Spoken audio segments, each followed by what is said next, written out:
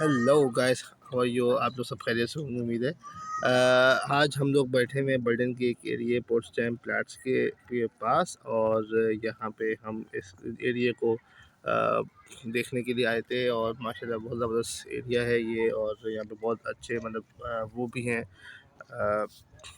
Malls हैं, बाकी dine in dine out करने की भी बहुत सारी जगह है।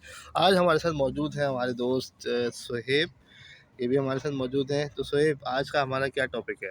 आज का हमारा टॉपिक जो है basically how to manage your monthly expense in Berlin and in Germany.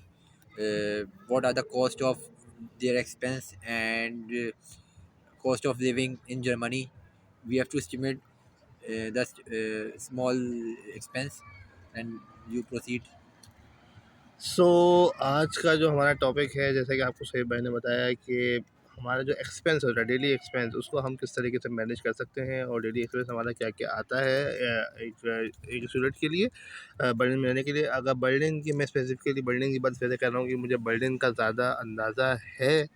बाकी शहरों का एक्सपेंस थोड़ा-सा वेरी कर सकता है, लेकिन बर्लिन के एक्सपेंस से शायद या थोड़ा थोड़ा-सा सा कम होगा एक्सपेंस। या थोड़ा ज़्यादा होगा। अगर आप किसी बर्लिन की दूसरे शहर में जाते हैं, लाइक म्यूनिख, या म्यूनिख की तरफ जाते हैं, या आगे कहीं और जाते हैं, तो वहाँ पे तो ज़्यादा थोड़ा एक्सपेंस बढ़ जाता है, लेकिन बर्लिन का एक्सपेंस उससे थोड़ा-सा कम है।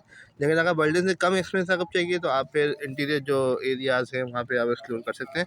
अच्छा, बर्लिन के एक्सपेंस की बात की जाए, तो अगर स्टूडेंट्स के लिए, तो आपका जो सबसे पहले जो आपका रेंट आ जाता है, वो रेंट जो है वो वेरी करता है 400 टू लेके 450 यूरो तक, इसके दरमियान जो है वो वेरी करता है। अच्छा, इसके अंदर जो है ये वार्म रेंट होता है। बर्लिन के लिए दो तरह के रेंट क्या हो सकते हैं, कोल्ड रेंट और वार्म रेंट। तो स्टूडेंट्स के लिए, जो स्टूडेंट्स को जो जगह मिलती है, उसमें वो जो उनको जगह मिलती है वो वार्म रेंट ही अक्सर होती है, जिसमें उनका हर चीज़, सारी चीज़ें जो यूटिलिटीज़ बिल्स हैं, वो सब इंक्लूड होते हैं। और उनको जो अपार्टमेंट के अंदर जो जगह मिलती है, उसमें हर चीज़ फैसिलिटी सारी इंक्लूड होती हैं। और ये भी पॉसिबल है कि आपको कम में भी मिले, जैसे कि आपको विदाउट एडमिट लूँ, जैसे कि मैं रह रहा हूँ सबलेट पे, तो वो आपको माइट बी पॉसिबल 350 यूरोस में भी मिल सकता है। तो आप ये पहले मेजर करो कि आपने विद एडमिट लूँ रहना है या विदाउट एडमिट लूँ रहना है।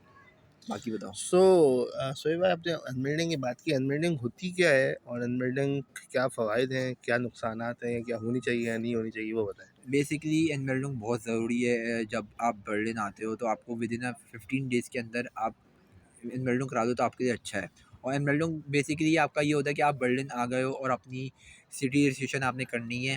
तो सिटी रजिस्ट्रेशन बहुत ज़रूरी होती है कि आपका रेजिडेंशियल रेजिडेंस क्या है, कि आप कहाँ रहते हो। तो जैसे कि आप जानते हो कि बर्लिन में बहुत सारी लेटर्स आते हैं, बैंक्स के लेटर्स आते हैं, तो वो एक पर्टिकुलर एरिया में आए, तो वो एक तरीके से एनमेल्डिंग करानी पड़ती है और उसको फिर एक पोस्टल एड्रेस मिल जाता है आपका, कि जहाँ पे आप रह रहे हो। आप बर्लिन में कैसी आपका एक एड्रेस होना, पर्टिकुलर एड्रेस होना चाहिए। तो एनमेल्डिंग उसके लिए ज़रूरी होती है। और एनमेल्डिंग बाकी कहीं आप जॉब पे जाओगे या कहीं आप बैंक अकाउंट खुलवाने जाओगे या आप मेडिकल इंश्योरेंस ओपन करवाने जाओगे, तो उसके लिए भी एनमेल्डिंग की रिक्वायरमेंट्स होती है। तो एनमेल्डिंग is the most important thing in Germany. तो आपको सेठ ने एक्सप्लेन किया कि अनबिल्डिंग क्या है और अनबिल्डिंग क्यों ज़रूरी है, क्योंकि अनबिल्डिंग हमारा बेसिक पेपर होता है, जो यहाँ पे आने के बाद वीज़ा के हासिल करने के बाद, यहाँ पे जब कोई भी स्टूडेंट यहाँ पे एंटर होता है, उसके लिए जो सबसे पहला पेपर जो उसकी सबसे ज़रूरी है, जो कि इनिशियली तौर पे ज़्यादा ज़रूरी होता है, वो होती है अनबिल्डिंग। अच्छा, अनबिल्डिंग का क्या मतलब होता है? अनबिल्डिंग का मतलब होता है सिटी रजिस्ट्रेशन। आप एक सिटी के अंदर रह रहे हैं, तो उसकी जो है आप यहाँ की जो गवर्नमेंट है उनको बताएँगे कि हम इस शहर के, इस इलाके के अंदर हम रहते हैं।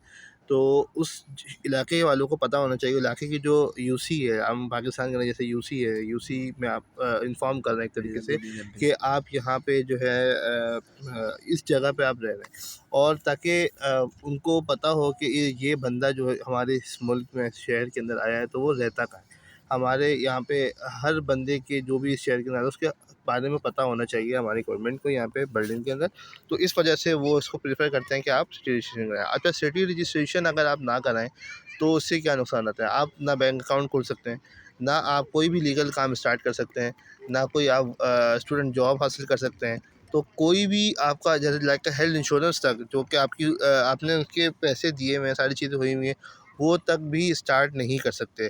तो कुछ भी स्टार्ट करने के लिए लीगल सबसे पहला पेपर जो आता है वो होती है एनमेल्डिंग। मेल्टन। तो एनमेल्डिंग इस वजह से बहुत ज़्यादा इम्पोर्टेंट है कि जो भी स्टूडेंट आए वो सबसे पहले जो है अपने जो भी उसका रेंटर है उससे कम सबसे पहले जो उसका पेपर जो चाहिए वो उसका एनमेल्डिंग का पेपर चाहिए। एनमेल्डिंग के बगैर जो है वो पेपर अपना रेंट पे घर ना लें, ताकि एनमेल्डिंग जो इस वजह से बहुत ज़्यादा इम्पोर्टेंट है और इनिशियल तौर पे ये बहुत ज़्यादा ज़रूरी है। और सेकंड जो एक्सपेंस हमारा एक काउंट होता है वो होता है मेडिकल इंश्योरेंस। और मेडिकल इंश्योरेंस भी दो तरह की होती हैं, एक होती है पब्लिक और एक होती है प्राइवेट।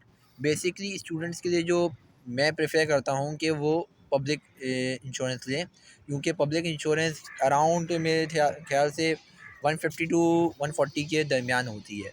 और इसकी जो और जो पब्लिक इंश्योरेंस होती है उसमें 35 40 50 के प्राइवेट की बात कर रहे हैं। प्राइवेट की हुँ। बात कर रहा हूँ मैं। तो प्राइवेट में इतनी ही होती है इंश्योरेंस। बाकी ये कि इसका डिफरेंस क्या है, बेसिकली पब्लिक इंश्योरेंस जो होती है वो आपको एज अ कार्ड आप किसी भी हॉस्पिटल में शो कराओ तो आपको कोई पेमेंट ही नहीं करनी पड़ती। और प्राइवेट इंश्योरेंस में ये होता है कि आप पेमेंट पहले खुद करोगे, और वो काफ़ी थोड़ा टाइम टेकिंग होता है। वो आपको 15 20 दिन बाद आपके अकाउंट में फिर पैसे ट्रांस वो रीइंबर्स करते हैं। तो ये डिफरेंस है पब्लिक और प्राइवेट का। और ये एक इम्पॉर्टेंट एक्सपेंस है। बर्लिन या जर्मनी में कहीं पे भी आप रहो, medical insurance is a legal. If you are don't have a medical insurance, you are not legal in Berlin. And then you. So Shoaib ने बहुत ज़्यादा एक्सप्लेन किया कि मेडिकल इंश्योरेंस के बारे में। इंशाल्लाह इसके ऊपर भी हम मेडिकल इंश्योरेंस के बारे में डिटेल एक डिटेल में। वीडियो बाद में बनाएँगे। और ये एक एक्सपेंस है जो कि स्टूडेंट को बेयर करना पड़ता है, जो कि 150 यूरोज़ के दरमियान होता है, 100 से 150 यूरोज़ के दरमियान। मेरे ख़्याल में आजकल तो 150 यूरोज़ तक ही जा ही रहा है।